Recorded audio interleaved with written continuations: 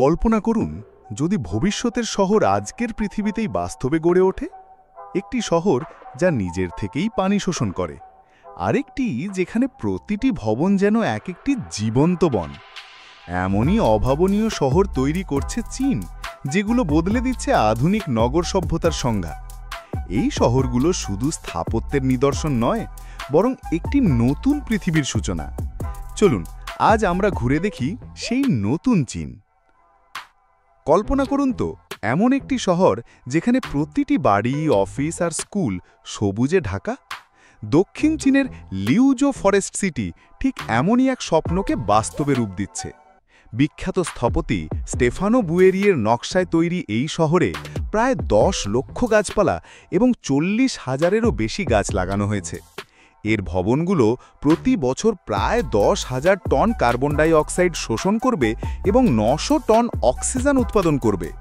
এটি যেন শহরের ভেতরে এক বিশাল অরণ্য। স্থায়িত্বের ধারণাটিকে আরও এক ধাপ এগিয়ে নিয়ে গেছে সিনো সিঙ্গাপুর তিয়ানজি ইকোসিটি।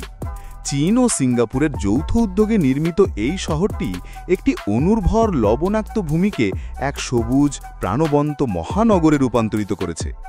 এখানকার ভবনগুলো সৌরশক্তি ও বৃষ্টির পানি পুনর্ব্যবহার করে চলে এবং বাসিন্দারা পরিবেশ বান্ধব গণপরিবহন ও সাইকেল ব্যবহার করে।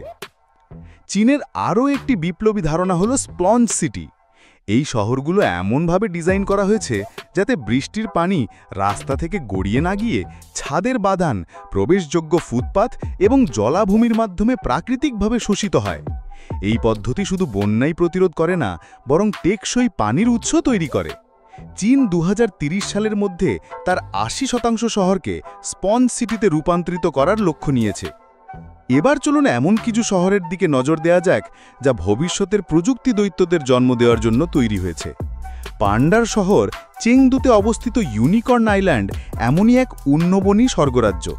কিংবদন্তি স্থপতি জাহা হাদিদের নকশায় তৈরি এই দ্বীপটি বিশেষভাবে সেই সব প্রযুক্তি স্টার্টআপদের জন্য বানানো হয়েছে যাদের $1 বিলিয়ন ইউনিকর্নে পরিণত হওয়ার সম্ভাবনা রয়েছে। এর বাঁকানো স্থাপত্য উদ্যোক্তা ও বিনিয়োগকারীদের মধ্যে সহযোগিতাকে উৎসাহিত করে। বেজিংয়ের যানজট ও ভিড় কমাতে তৈরি করা হয়েছে বিশাল জোংগা নিউ এরিয়া।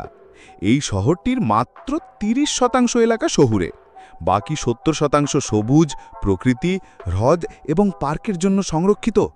দ্রুতগতির ট্রেন মাত্র 30 মিনিটে বেজিং পৌঁছে দেয়, আর শহরের রাস্তায় চলে চালকবিহীন বৈদ্যুতিক বাস।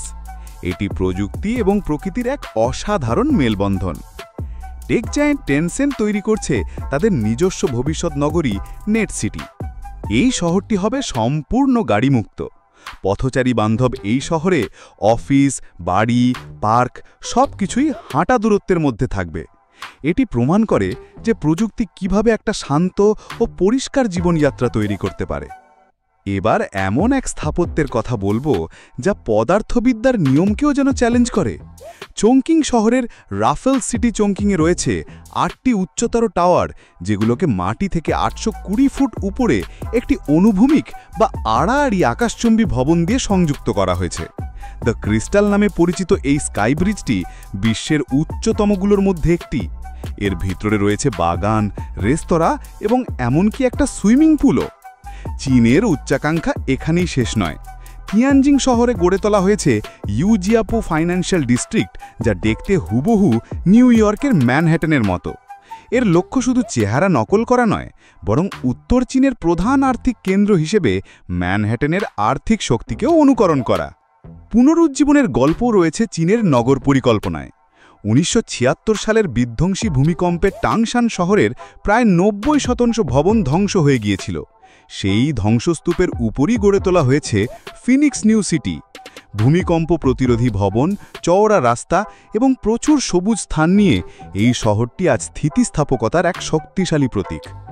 অন্যদিকে জমির সংকট মেটাতে চীন সাগরের বুকেও শহর তৈরি করছে। মাকাও নিউ আরবান জোন এমনই একটি প্রকল্প যা পুরোপুরি সমুদ্র থেকে পুনরুদ্ধার করা জমির ওপর নির্মিত। মাকাওয়ের মতো জনবহুল অঞ্চলের জন্য এটি অত্যন্ত প্রয়োজনীয় আবাসন এবং বাণিজ্যিক স্থান সরবরাহ করবে। চীনের এই নতুন শহরগুলো নিছক ইট পাথরের জঙ্গল নয়, বরং এগুলি প্রযুক্তি, স্থায়িত্ব এবং উন্নত জীবনযাত্রার এক একটি জীবন্ত পরীক্ষাগার। এই শহরগুলো কি কেবল চীনের ভবিষ্যৎ, নাকি সারা পৃথিবীর নগর পরিকল্পনার নতুন দিগন্ত, তা সময়ই বলে দেবে। এই শহরগুলোর মধ্যে কোনটি আপনাকে সবচেয়ে বেশি অবাক করেছে? কমেন্টে আমাদের জানান। ভিডিওটি ভালো লাগলে লাইক ও সাবস্ক্রাইব করতে ভুলবেন না। কৌতূহলী থাকুন, অনুপ্রাণিত থাকুন। পরের ভিডিওতে আবার দেখা হবে।